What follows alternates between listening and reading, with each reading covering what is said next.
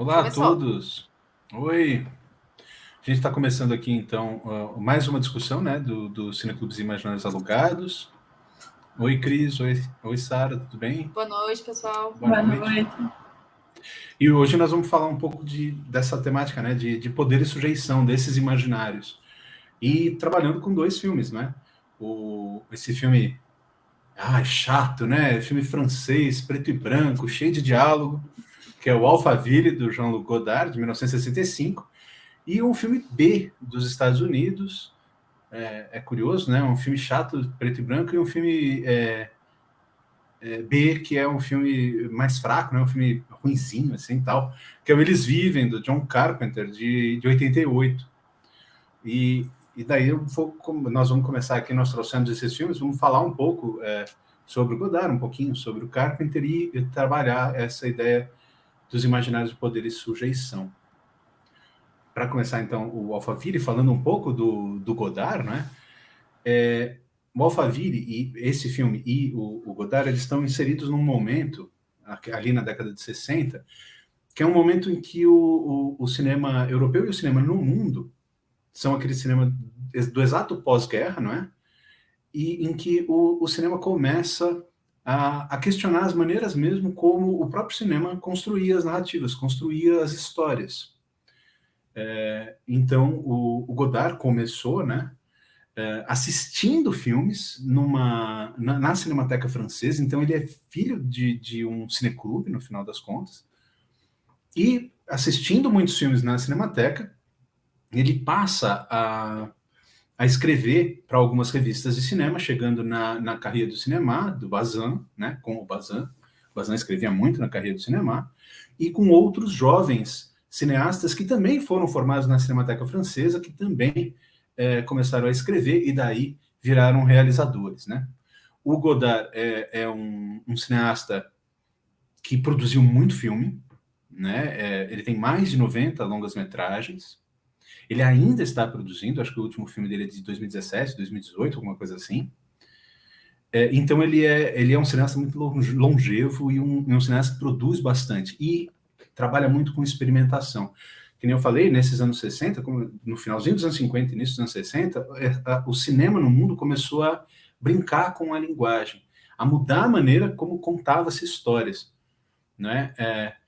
Primeiro, através da carreira do cinema, essa geração que foi chamada de jovens turcos, que eram entendidos mesmo como estrangeiros, tal, eles começaram a questionar uma ideia de tradição de qualidade que existia no cinema francês, em que só os grandes realizadores faziam filmes, e os filmes tinham que ser de uma maneira muito quadradinha, muito fechadinha, tal, formulando uma teoria que é de cinema de autor, assim, um cinema em que o discurso valia mais, que a forma como o cineasta ou a cineasta realizavam os filmes era mais relevante, era mais importante, que tinha um dedo, né, uma mão dessa pessoa falando, né, o cinema. Então, uma coisa muito mais de linguagem e tal. E isso, então, aconteceu, e daí eles começaram esse movimento que ficou conhecido como Nouvelle Vague Francesa, né? E o Godard, especificamente, de uma parte da Nouvelle Vague Francesa que chamava Rive Droite, que é a margem direita. A Nouvelle Vague tinha dois grupos, assim, essa margem direita e o outro a Rive Gauche, a margem esquerda. O pessoal da margem direita é um pessoal mais que teve mais aceitação de público, assim, até, que teve mais holofote para si, e o pessoal da margem esquerda que não teve tanto, mas ao mesmo tempo que cumpriam mais ou menos os mesmos tipos de procedimentos, questionando a linguagem que o cinema tinha. Depois ainda o Godard fez parte de um outro movimento, que é do grupo Dziga Vertov. Ele é um cineasta claramente marxista, sempre declarou isso e tal. E a característica dele, assim, e do cinema da época, e que depois vai se perpetuar, fundar o cinema moderno e vir para nós até o cinema contemporâneo, é de muita experimentação com a linguagem, ruptura com a forma narrativa, falsas continuidades, né? Se nós temos aquelas coisas assim que a gente pega no YouTube e tal, erros de continuidade nos filmes, no cinema dessa época, e depois isso vai seguir para o cinema moderno, vai continuar o cinema contemporâneo, essas continuidades, essas falhas na continuidade eram propositais, né? E é claro, como um movimento, assim, o Godard estava junto de vários outros realizadores, né? Famosos aí, o François Truffaut, o Eric Rohmer, né? O Claude Chabrol, o Jacques Rivette, todos esses da margem direita e tal, Agnès Varda, o Alain Resnais, Chris Marker, né? Eles são da margem esquerda. Então você tem um monte de gente fazendo um cinema que questiona a própria maneira do cinema fazer filmes. E o Godard realizou muita coisa, né? Vocês veem aí nesses filmes que eu separei, dentre os mais de 90 que ele fez, que ao longo das décadas ele vai realizando. Você tem filmes nos anos 60, nos anos 70, nos anos 80, 90, vem fazendo até esse Imagem e Palavra, que é 2018, esse último filme dele, né? Então ele é um cara que vem produzindo até hoje. E entrando aí especificamente, né, em Alphaville, como é que isso tudo acontece no filme e como é que ele vai daí trabalhar a ideia de poder e sujeição, ele pega essas coisas dele e ele resolve trabalhar num de seus filmes que talvez seja um dos filmes mais narrativos do Godard, que é o Alphaville, uma ficção científica misturado um pouco com um filme noir. Para quem não sabe direito o que é um filme noir, o filme noir é aquele filme comumente em preto e branco, especialmente na época, em preto e branco, que você tem um protagonista, um detetive, uma história detetivesca, policial, tal, que é um cara meio de um certo submundo, assim, um cara melancólico e tal, e com uma característica também de ter uma mulher fatal, assim, uma femme fatale, que rouba assim, o coração desse protagonista e tal, e que o Godard subverte nesse Alphaville, nesse filme. Porque, afinal de contas, o Lenny Cauchon, né, o personagem do Constantine, ele é esse homem, tal, esse detetive que tem essa cara meio estragada, assim, meio velho e tal, com a Ana Karina, né, que é a Natasha von Braun no filme, e ela ela não ganha o coração dele, né? Quer dizer, isso vai acontecendo no filme de outra maneira. Mas o legal de observar é que o Godard consegue subverter toda a lógica, tanto da ficção científica quanto do filme noir, né? E mesmo assim utiliza também coisas específicas da ficção científica. Aquelas linhas todas retas, né? A construção de arquitetura moderna que ele filma, tal, dá uma sensação para a gente de uma coisa inóspita, de uma coisa impessoal, né? Uma realidade estéril que ele vai usar no filme. Só que ele vai brincar com essa lógica, né? Quer dizer, nós temos tudo isso, toda essa esterilidade do Alphaville, mas, ao mesmo tempo, qual é esse tempo futuro, né? Ele até faz uma referência em 1964, como estando num passado, e o filme é exatamente dessa década, mas todas as coisas ali são velhas, entre aspas. Você não tem nada daquela lógica de ficção científica de um futurismo e tal. A ficção científica vai acontecer nesse filme nessa noção mesmo de inóspito, daquilo que é sem sentimentos, daquilo que é ultra-racionalista, uma coisa da razão, né, que ele vai questionar ao longo do filme todo. E ele brinca com a gente, né? Ele está falando ali, estamos nos países estrangeiros, outros planetas, tal, mas que planetas, né? Vias intergalácticas, mas que vias intergalácticas? Afinal de contas, quando os personagens pegam vias intergalácticas, eles estão andando de carro numa rua. Então o Godard ali está brincando mesmo com essa lógica de que o cinema é representação. Em que daí você tem que enganchar nessa representação, você tem que começar a entrar na história. E eu espero que vocês tenham visto os filmes, não é? Quem não viu, acho que é legal assistir antes de ver aqui a apresentação da gente, né? Porque você vai demorar, vocês vão perceber que vocês vão demorar, talvez, para enganchar na história, tal, para entender que universo é aquele. E o Godard está fazendo isso de maneira proposital. Ele está fazendo com que nós estranhemos aquela realidade que ele nos está apresentando. Nós não somos as pessoas de Alphaville, as pessoas normais de Alphaville, que são aquelas pessoas que são absolutamente sem questionamentos, que não sabem fazer perguntas, que são domesticáveis, que têm as palavras apagadas, que elas não conseguem entender os significados, que tomam o dicionário por sua Bíblia, né? Então elas seguem aquele dicionário com palavras apagadas e com aquilo que elas devem ou não pensar.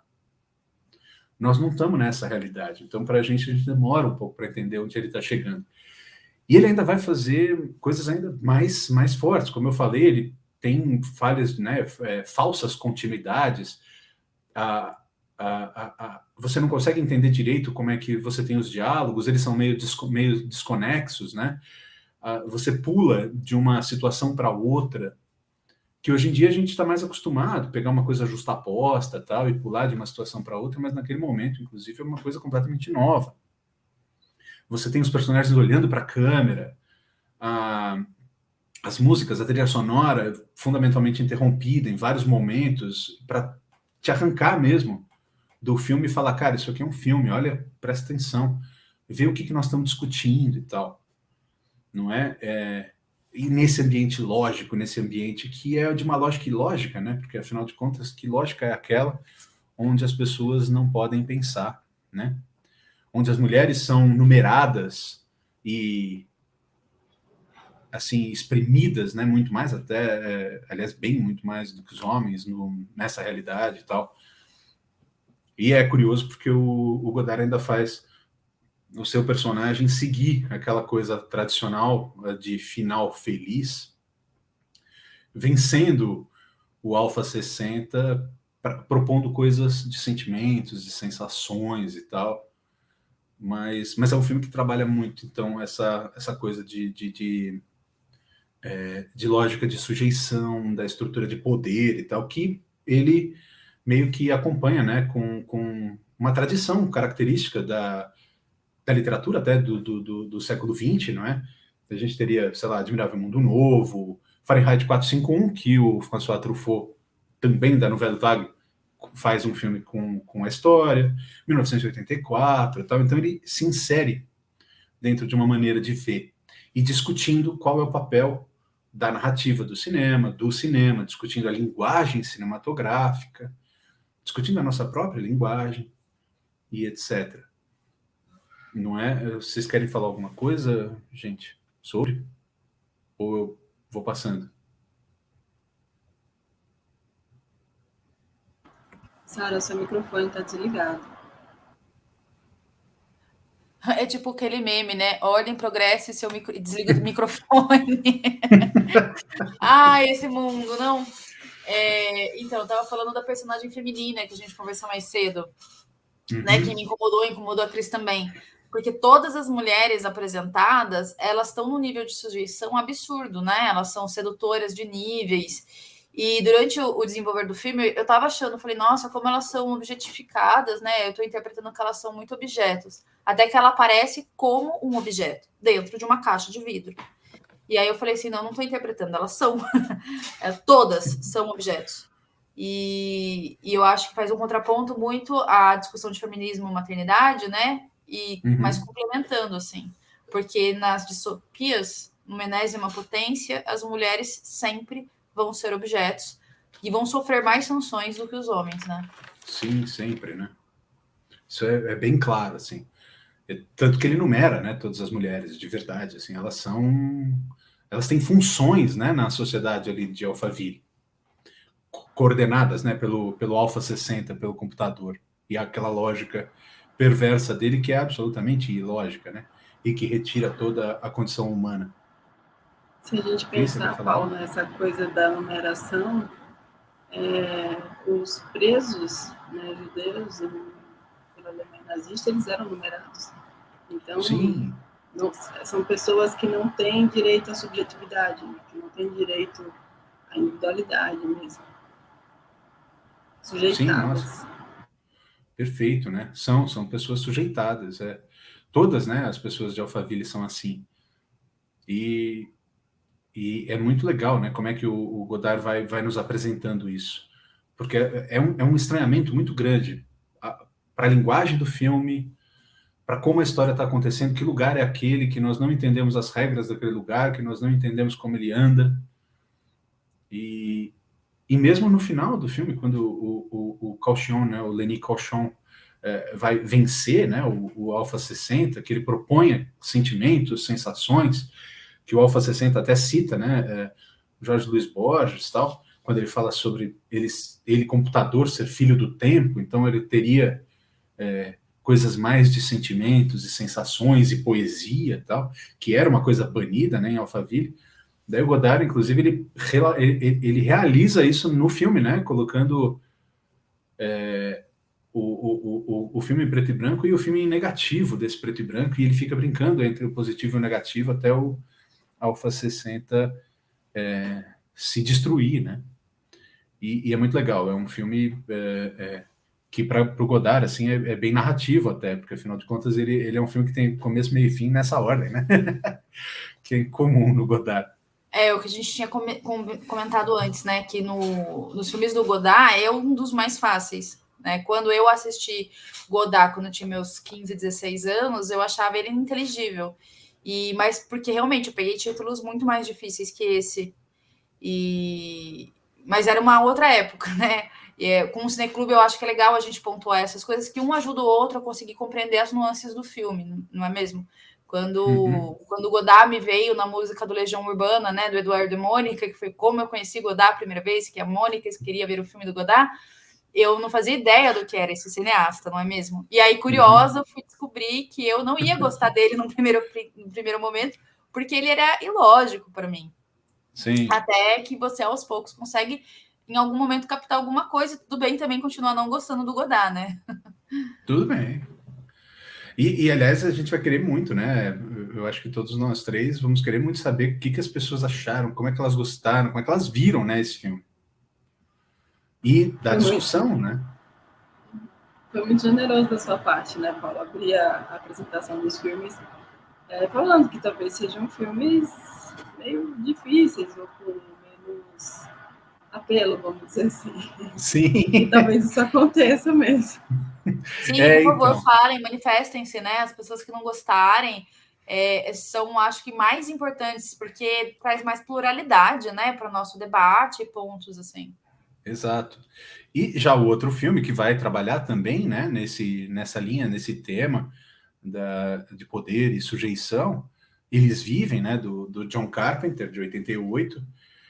Ele é um filme que será difícil para algumas pessoas, eu espero que todos tenham assistido e vamos ver o que vocês acharam, porque ele é um filme que vai por uma outra linha, completamente diferente. Ele vai seguir uma outra tradição, que é uma tradição de filmes B. E o que é, né, esse filme B? Nos Estados Unidos, lá no começo, quando o cinema estava se estruturando e se fixando, não é? Os grandes estúdios faziam seus principais lançamentos, e junto desses principais lançamentos, eles faziam filmes de baixíssimo orçamento, com reutilização de cenários, reutilização de locações, com, às vezes, alguns atores do elenco de apoio atuando nesses filmes de mais baixo orçamento, às vezes eles contratavam atores específicos só para isso, e que os estúdios vendiam para as salas de exibição como um pacote. Olha, você compra esse filme principal aqui e você recebe mais 5, 6 filmes que você vai passar na sua matinê, que você vai passar naquela sua sessão da meia-noite e tal. E acho que tem até um pessoal que falou sobre o Rocky Horror Picture Show, né? E o Rocky Horror Picture Show fala da sessão da meia-noite.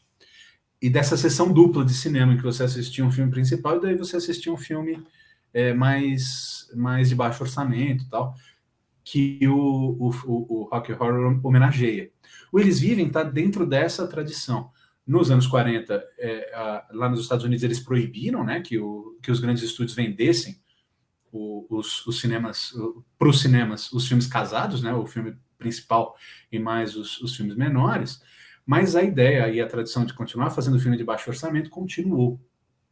E o Carpenter meio que construiu a carreira dele fazendo esses filmes de baixo orçamento e tal, e que ao longo das décadas, depois da década de 40, especialmente 50, 60, chegando em 70, começaram a desenvolver uma relação de exploitation. Filmes de exploitation, que são filmes de exploração. Eles exploram as suas temáticas ao limite, assim, são filmes de extremo exagero, apelativos, sensacionalistas. Daí você vai ter filmes de blaxploitation, né, com todos os atores negros, tal, que isso foi muito importante nos anos 70 nos Estados Unidos, e, por exemplo, o Tarantino vai usar muito nos filmes dele, filmes de artes marciais, filmes de sexploitation. O pessoal fala muito, no Brasil a gente em um dado momento só fazia pornô chanchada e tal. Bom, em um dado momento, os filmes que apareciam muito no cinema dos Estados Unidos ali no começo dos anos 70, tá, eram filmes de sexploitation, exploração sexual mesmo, assim. Filmes de terror, filmes de ficção científica. Então daí você tem aí uma tradição que depois foi se transformando naquilo que hoje a gente conhece como cinema trash ou filme cult e tal. E o Carpenter trabalha exatamente nessa lógica. Filmes de terror, filmes de ficção científica, filmes de ação, só que ele meio que dá uma subvertida, assim, para poder discutir outras coisas. Daí eu separei aqui alguns filmes dele, né? O Halloween, Aventureiros do Bairro Proibido, Cidade dos Amaldiçoados, Vampiros, tal, que são todos filmes interessantes do Carpenter em que ele discute algumas coisas. Mas daí voltando, né, no Eles Vivem é baseado num conto de 63, que mostra exatamente isso, uma certa hipnose das pessoas que não conseguem, em teoria, ver a realidade. São hipnotizadas e tal, e isso ele vai usar no Eles Vivem para começar a discutir com a gente, como espectadores, essa relação daquele momento dos Estados Unidos, que são os anos Ronald Reagan. São momentos de neoliberalismo exacerbado, né, muito forte. Inclusive, em 88 tem a eleição do Bush pai, né? Então fica muito forte assim para o Carpenter, e é exatamente isso que ele vai questionar nesse filme, de uma maneira toda a usar elementos da ficção científica, elementos dos filmes de ação, né? Muito tiro, muita briga, com aliens que dominam a Terra e tal, né? E é interessante que o personagem principal dele, e que vai vencer tudo isso, então ele usa essa coisa do filme de ação, um cara contra todo mundo, é um personagem chamado Nada. Mesmo, esse nome, Nada. E que é um personagem sem nome e sem história no filme. Para poder você, inclusive, enganchar muito mais no discurso fílmico, né? Em como o Carpenter está trabalhando a ideia da narrativa no filme.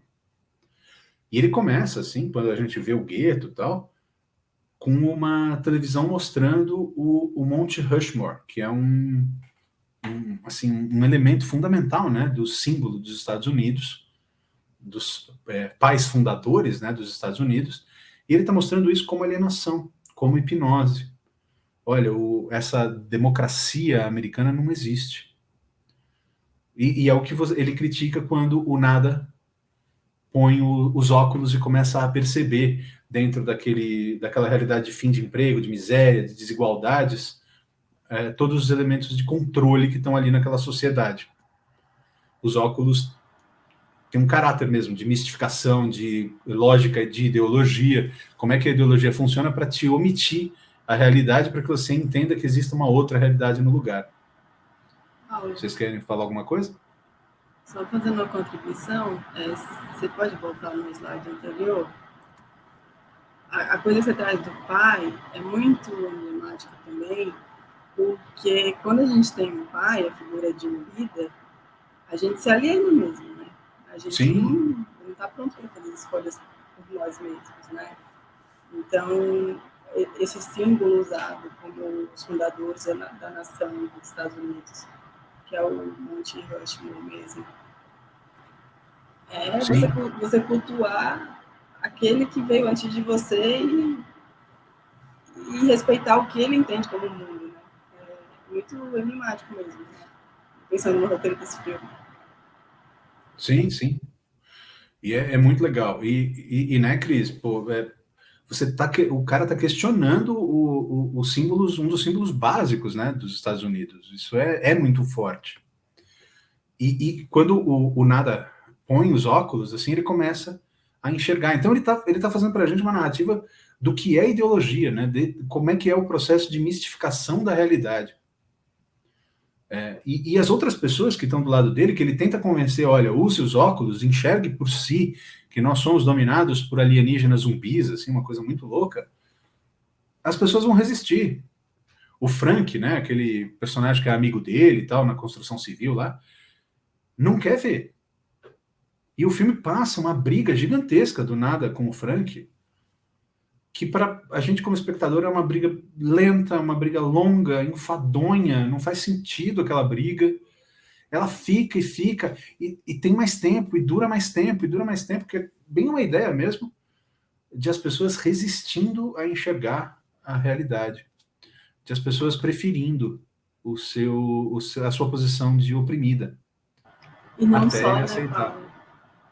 Não só você resistir a ver, mas uma perda de tempo mesmo, de você brigar com seu igual, enquanto vocês dois são alvo de dominação de um terceiro. Que é um momento muito parecido com o que a gente vive hoje politicamente. Perfeito. A gente tem direita e esquerda brigando, setores da esquerda, setores da direita, mas essas vozes estão abafadas diante de outras, de um grupo muito seleto. Sim, sim. Perfeito. Acho é exatamente isso. E é muito bom quando a gente traz filmes que ajudam a pensar a realidade que a gente está vivendo. São filmes de décadas atrás, mas são extremamente atuais os filmes que você trouxe. Eu acho que, infelizmente, é de uma atualidade absurda essas distopias que o Paulo trouxe como poder e sujeição, e a gente tá com um poder que pede sujeição dominante da gente, né? E eles querem um silêncio, uma complacência absurda de se sujeitar, né? Mas eles estão aí, querendo exatamente isso da gente agora, né? Sim, exato. Estão querendo exatamente isso. Eles querem que nós vivamos sem perguntar, sem questionar como está ali em Alphaville. Aliás, bom, né, gente? A gente tem conjuntos habitacionais, né, Alphaville, que separam as pessoas umas das outras, inclusive, que vivem naquele mundo utópico e tal, que é o mundo do Alpha 60 e tal. Eu acho um absurdo Alphaville ter virado um conjunto habitacional chiquetérrimo e aceitável, porque Alphaville seria vergonhoso, e que Big Brother tenha virado um programa de TV com esse nome, ovacionado, sendo que originalmente o Big Brother seria o vilão da história, percebe? Exato. É muito maluco isso. E, pô, não é que a gente não sabia. O conjunto habitacional veio o quê? 20 anos depois do filme? Eles dão as regras e ainda mandam na nossa cara, né? Ainda riem da gente, né? É foda. É muito foda. E assim, é legal porque no Alphaville até as relações, né? Se eles vivem, tem essa coisa com a relação da paternidade, né? Da onde veio os americanos, de onde eles vieram, quais são os founding fathers, né? Os pais fundadores. No Alphaville é ainda pior, né? Porque a Natasha von Braun não conhece o pai dela. Ela não se importa porque ela foi criada para não se importar. Ela foi criada como objeto. Uhum. E o Von Braun também está pouco importando. Sim, e ele em si também está pouco se importando com isso, porque afinal de contas ele quer aquela sociedade controlada, né? Por isso que ele criou tudo aquilo e tal. É muito legal. É muito mais próximo da realidade do que... E assim, eu acho bacana, porque os dois filmes são difíceis, assim, a gente não está acostumado com uma linguagem tão aparentemente tosca, que é a linguagem do Carpenter, mas nós também não estamos nem um pouco acostumados com pegar o Godard assim logo de cara, não é? Apesar de quando a gente olhar quando nós vemos os filmes contemporâneos, tudo aquilo que o Godard fez está ali e a gente nem percebe mais, mas no Godard fica muito evidente, né? Quando ele coloca os símbolos nas telas, quando ele está dirigindo o nosso olhar, olha, sul, norte, seta para a direita, bips acontecendo, e daí corta a música, muda para outra coisa. A gente faz isso atualmente, assim, muito tranquilo, mas nele fica muito evidente, porque era quando eles estavam experimentando muito, né? E ele mostra, pela própria linguagem do filme, como a gente consegue ser controlado também, porque afinal de contas ele está dirigindo o nosso olhar. Tem várias, né, formas de significação ali e tal. Hoje é o algoritmo, né? Sim. E é Instagram, muito legal isso. Instagram, Facebooks da vida, essas redes todas, em algum sentido estão fazendo exatamente isso, né? Sim, você gera conteúdo, na verdade, você fica gerando conteúdo e quem lucra são, obviamente, os grandes detentos das redes sociais, né? Então você consegue aí, eu tenho 10 mil seguidores, ou enfim, uma quantidade X de like, mas, né? Aí você se aliena nessa produção desse material que nem é para você, na verdade, né? Você fomenta uma rede que é muito, muito além da sua vida. Sim. Aliás, eu estava pensando agora que no Eles Vivem tem uma certa Alphaville, não é? Porque quando ele mostra o gueto, assim, mostra a cidade claramente, assim, tudo E em tem a perfeito elite foco. escolhida, né? A elite escolhida. E é uma elite que está fechada, né? Fechada, num ambiente controlado. Se as e ser pessoas que aceita. são da base estão controladas, a elite também está lá, fechada e controlada, afastada do restante. É E total acha família. que vive em vantagem por conhecer ou por ter uma proximidade com quem de fato domina tudo, das regras. E é isso, né? A gente tem aí, pensando na realidade brasileira, uma elite muito ligada à direita e que apoia o Bolsonaro, que apoia quem está acima do Bolsonaro, ainda que não saiba quem é, essa galera que apoia, que está acima do Bolsonaro, mas que no fim está se vendendo, né? No fim está se vendendo. Porque adora dinheiro, porque o Deus, né, no filme aparece, quando aparece, dinheiro aparece, né? Tipo, esse é seu verdadeiro Deus. Esse é o seu Deus, Isso é cruel, é muito real, é foda, que é muito real. Muito foda. E as mulheres são o ponto, né, de sujeição mais forte nessas realidades, né? Sim. Sempre são. Pensando num aspecto técnico, Paulo, estava pensando aqui de falar para as pessoas que tem um recurso usado no Eles Vivem, que é muito comum, e que a gente está muito habituado a ele, mas talvez seja legal a gente dar nome, né? Talvez as pessoas já conheçam, mas só para pontuar aqui, que quando eles põem os óculos, a câmera ela assume o olhar do personagem que põe o óculos, né? É um recurso muito usado, a gente está super habituado mesmo, mas acho legal a gente dar nome, é uma câmera subjetiva. Sim. A câmera assume o lugar, o olhar desse personagem. É mais uma coisa aqui de linguagem que a gente está revelando aqui para vocês. Não, então, e o Carpenter é super didático nisso, né? Muito. Porque tem a câmera subjetiva e ele ainda reforça a ideia quando ele fala isso aqui é um processo ideológico, é um processo de mistificação, que a realidade não é o que você está vendo, a realidade é outra coisa, porque quando ele vai para a subjetiva, ele coloca os óculos, além de tudo fica preto e branco. Sim. Ele reforça isso. Uhum. É muito bom. É realmente muito bom. E daí é engraçado, porque são dois procedimentos, né? O Godard está te embaralhando tudo, o Godard está pulando uma cena para outra, colocando um insert de um automóvel no meio de um diálogo, o Godard está jogando um monte de símbolos na tela para deixar você confuso, para você perceber a ilógica lógica do computador, ele te deixa confuso. O Carpenter faz outro procedimento. Ele expõe a estrutura narrativa de outra maneira, mas ele também expõe a estrutura narrativa. Né? Então, os dois mostram de discurso com o cinema. Gente, cinema é discurso. Eles colocam na nossa cara, assim.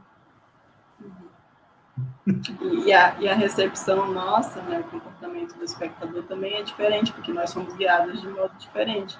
Quando o Carpenter convida a gente a participar, a assumir esse olhar junto com o personagem, o Godard deixa tudo muito, talvez pouco acessível, ou menos acessível, só que aí a gente entende que a gente é de um outro lugar. E esse é o nosso papel como espectador, essa experiência que ele proporciona, vamos dizer assim. Para mim, Enquanto Eles Vivem, deu uma história completamente concluída, né? E ele me guiou para o lado do que o diretor queria que eu pensasse. O Godard, ele é tão desconexo entre si, entre suas propostas, que ele me convida a concluir o que eu quiser, porque não fica claro. Então, essa percepção do que eu entendi do cinema dele também está fazendo parte do filme. Né? Enquanto Eles Vivem, já não tem essa brecha. Para o que eu estou pensando, ele dá bem claro o que ele quer que eu pense, né? Nossa, ótimo, perfeito. Nossa, tem bastante coisa para conversar. Tem muita coisa. E é isso. Acho que a fala da Sara meio que encerra assim e faz a gente perguntar para vocês, né, que estão vendo, o que vocês acharam, o que vocês viram nos filmes. Vamos deixar um pouco das perguntas para eles também fazerem para a gente agora, né? Façam perguntas, falem se gostaram, falem se não gostaram. Exatamente. Então, até mais, pessoal. Até quinta-feira.